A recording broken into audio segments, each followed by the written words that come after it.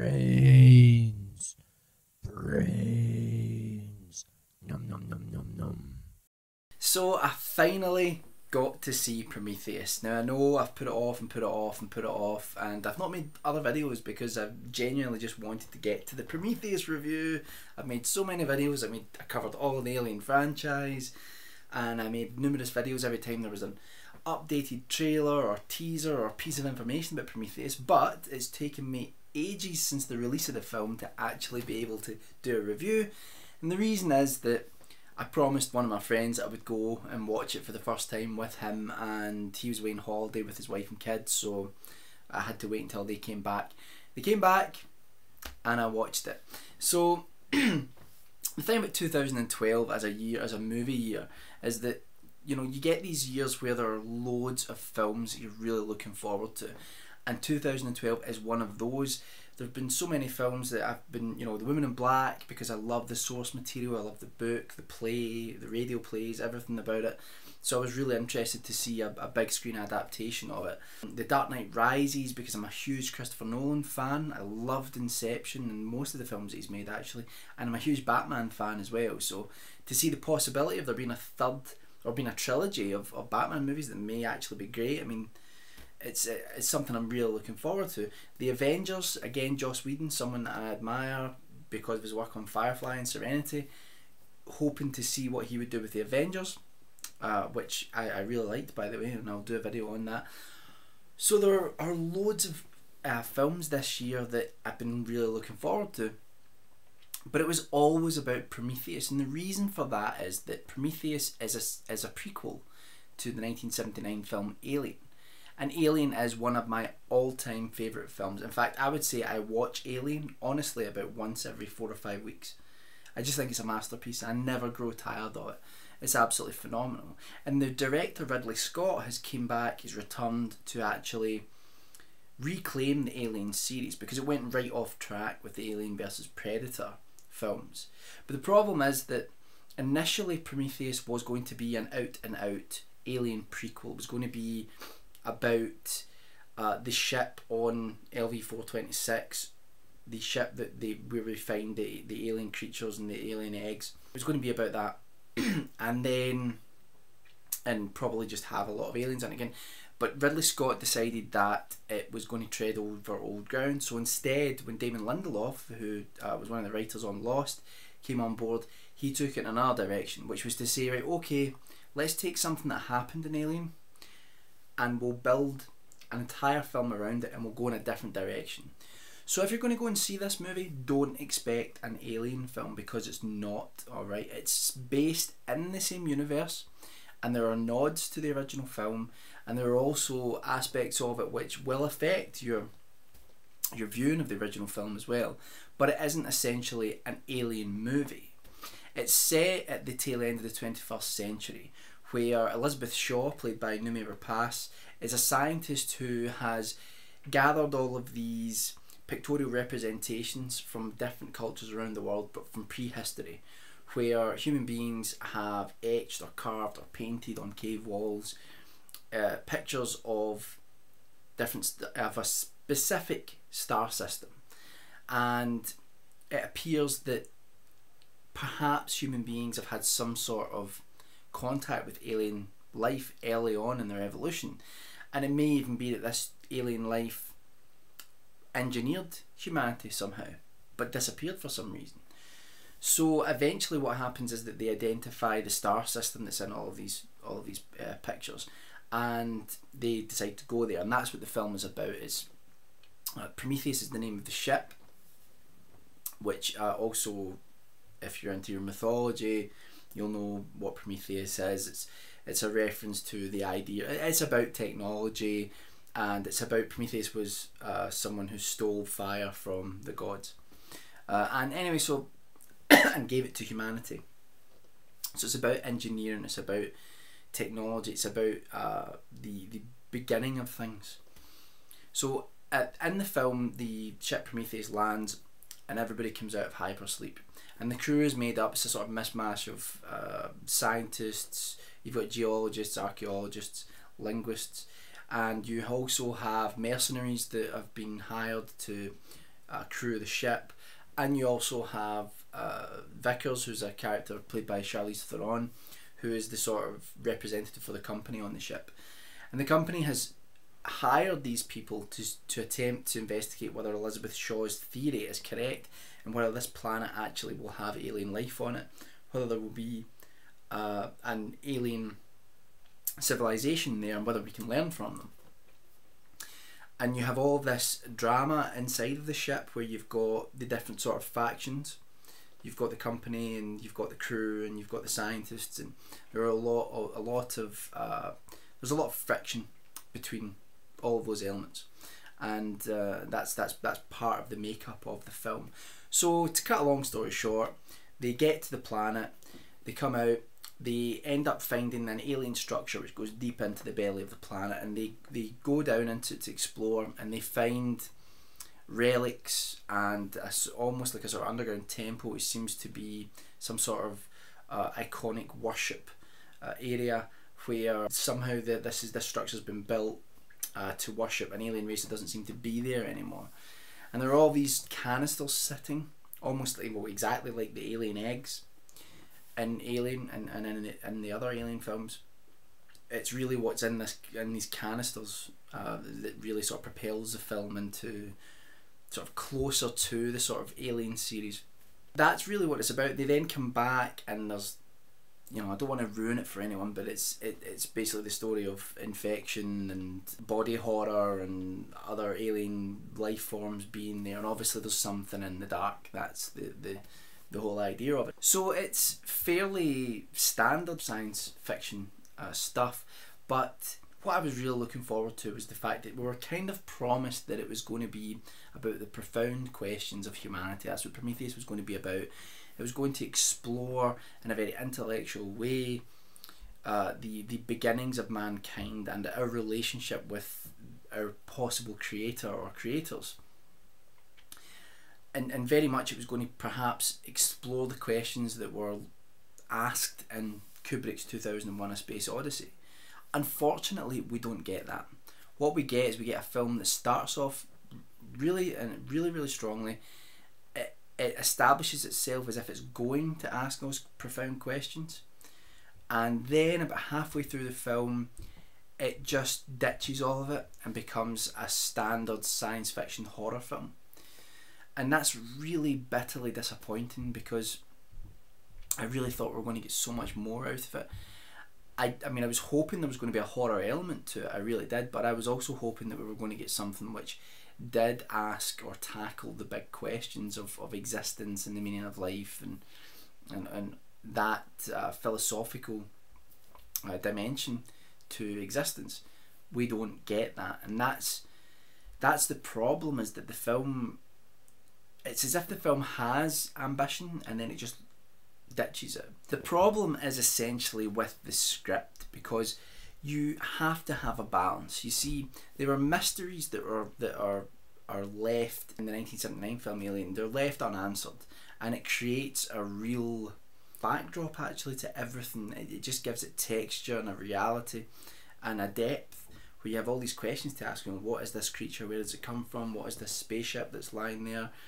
And the problem is that either David Lindelof or whoever made the final decision on the cut, whether it was Ridley Scott or someone else, they do not explore any of those mysteries, which is fine to a degree, because I didn't really want them to ruin those mysteries, but they don't explore any side mysteries or any aspects which wouldn't have affected your viewing of the original Alien film. They don't explore the sort of setup of the whole film, of who these engineers are or anything like that.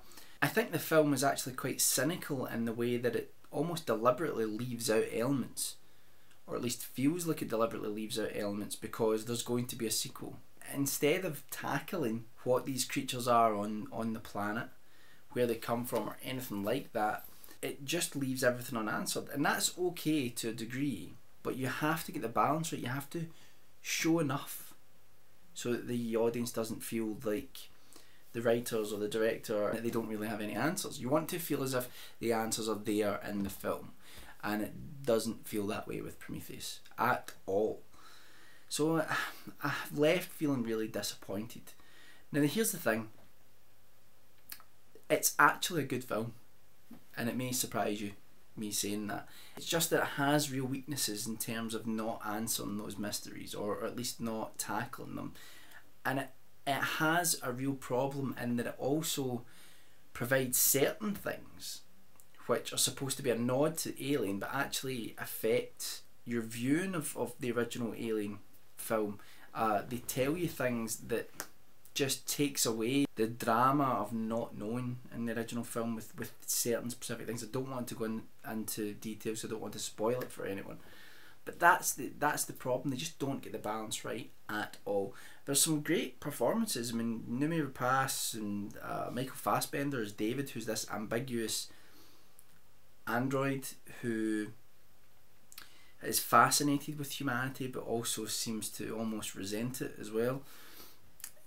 Fantastic performances, but there are other issues in the film as well. For example, there's this moment of heroism towards the end of the film with some of the crew, and that would have been great, but there's one problem. We've not been really introduced to these characters properly. We don't really know them, so we don't feel that their sacrifice, it doesn't emotionally grab you in the same way as a character that you've sort of grown to know and appreciate. I initially thought that, right, this is a film that a lot has been left on the cutting room floor, a lot, and we'll get an extended cut and it'll be great.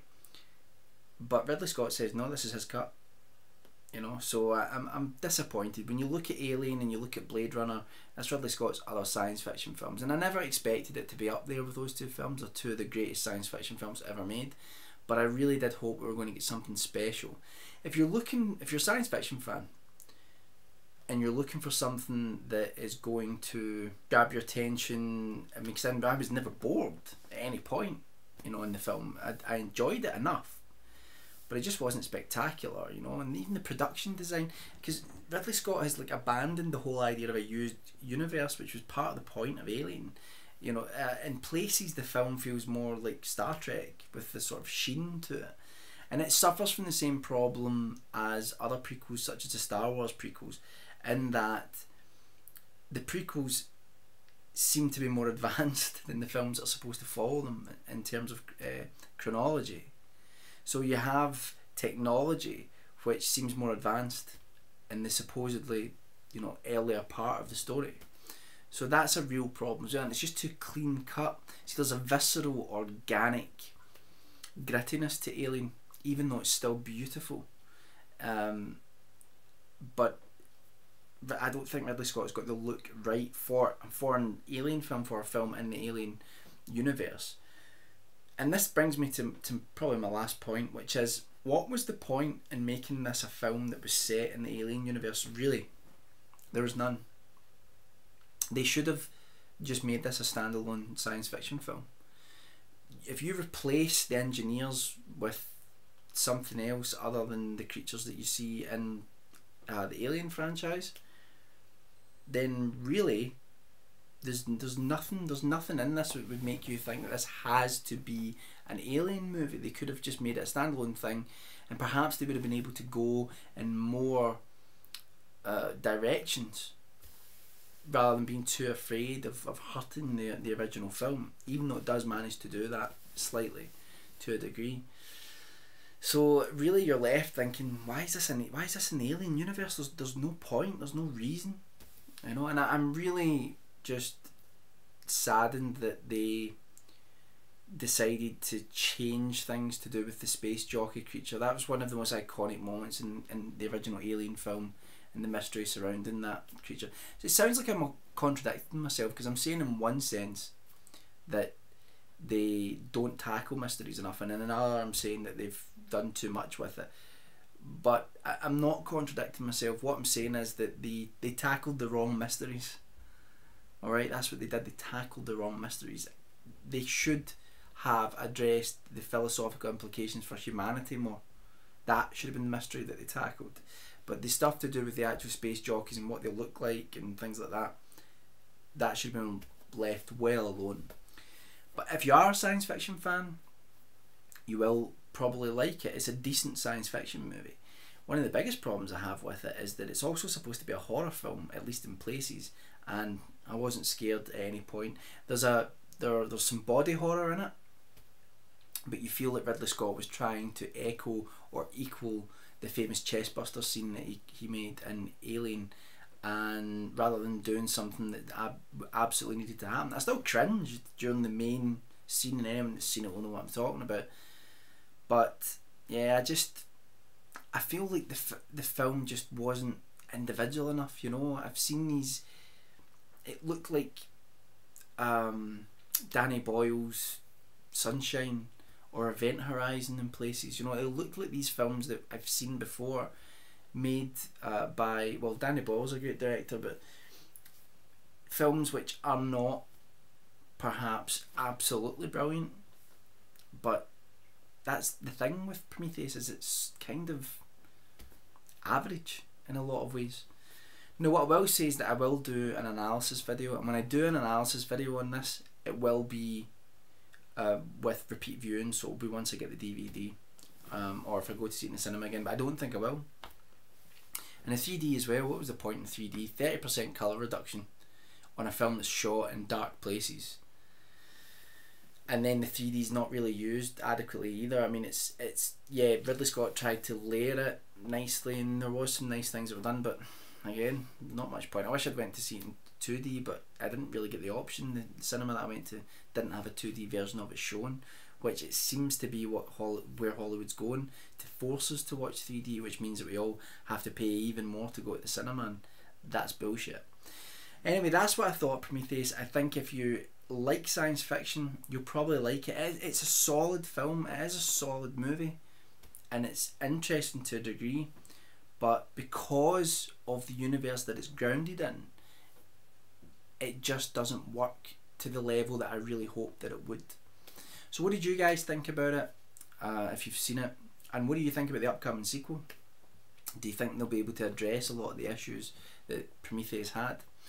So that's the Prometheus review. I'm sorry I've been stumbling over my words, it's a bit late and I'm quite tired, but I will be back probably in the next few days with some more reviews of some films that I've seen recently.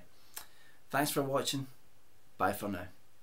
It was marketed completely as something that it wasn't.